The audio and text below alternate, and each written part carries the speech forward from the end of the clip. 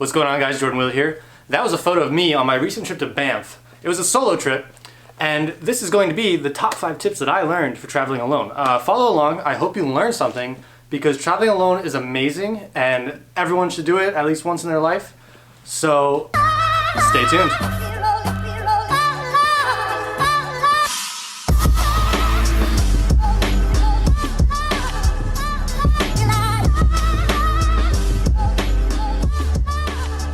So I have a confession to make before we get started. That trip, I was not supposed to be going solo, but something happened with the other party and I ended up going solo because it was either that or I wouldn't get my money back for my tickets because they're non-refundable. So I figured, hey, this is an opportunity and I am so happy that I did it.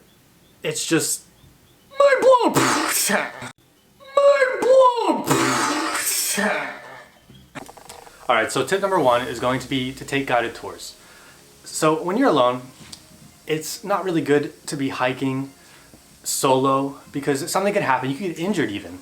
And nobody's there to say, hey, like, you need some help.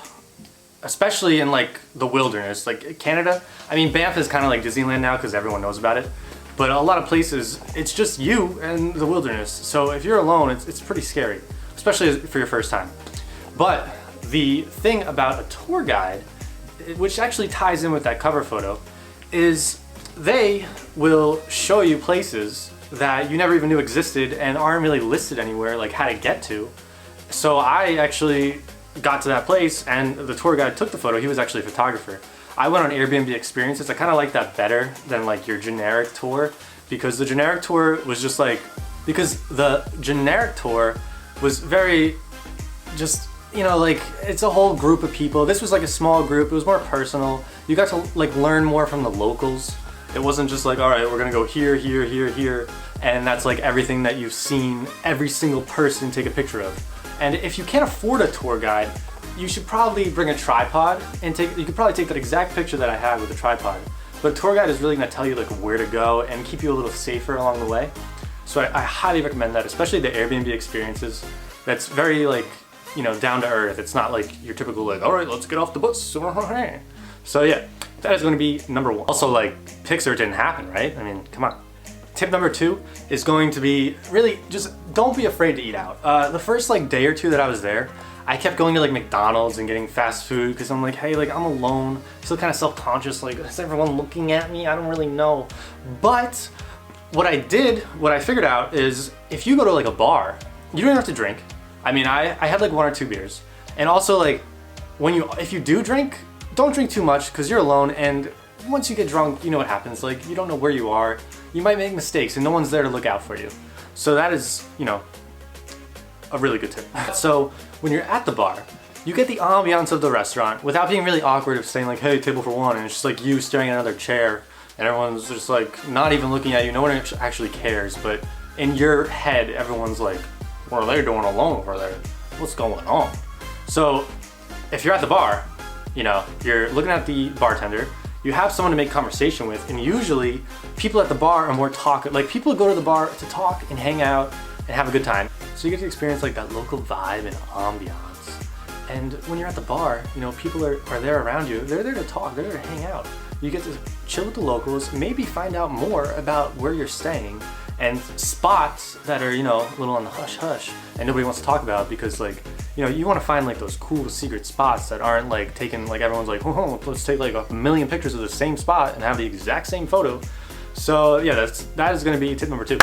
Tip number 3 is going to be take the opportunity to stop and go on your own little mini adventures. There's a lot of times when I was driving down the highway, I saw these little trails and stuff, and I'm like, hey, I'm gonna stop. And I didn't have anyone there to be like, oh, I'm bored, I'm hungry, I gotta go to the bathroom, like what's going on, why are we still here? And even if it was like a really like crappy place, at least I took the opportunity to stop because it's my trip, it's only about you. But in all honesty, it was awesome to be able to do whatever I wanted and have that freedom. So that's gonna be tip number 3. Enjoy the freedom of being alone. Tip number 4 is gonna be safety. So make sure that you tell someone your itinerary and check in from time to time so that they know that you're okay.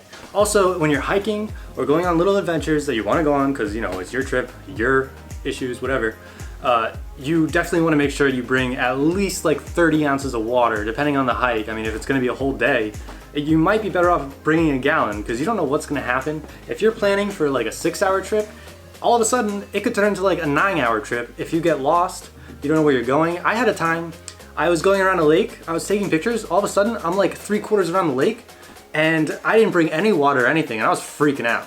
And then I was on my way back and all of a sudden, there's a lot of all of a suddens here, but there was a thunderstorm and it started pouring rain. And if I had packed accordingly and looked at the weather about, you know, mountains, how there's just like crazy weather, I would have had a rain jacket and some water and been, you know, a little bit more comfortable, but I still probably would have been running because there was some like intense lightning. But tip number 4 is going to be safety, 100%.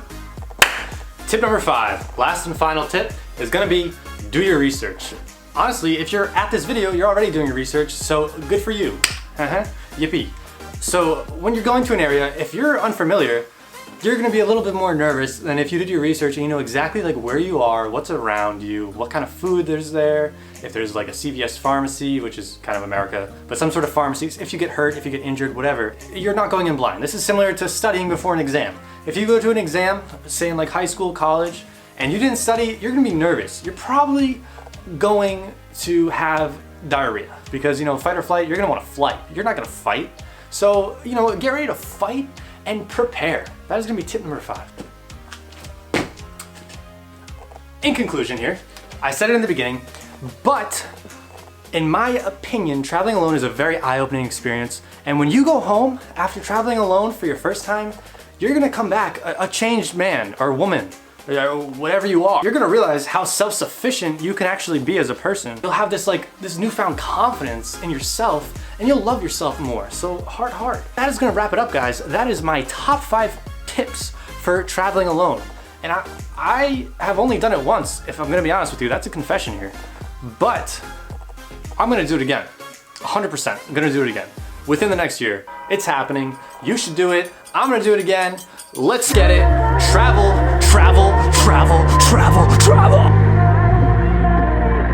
Will it rain?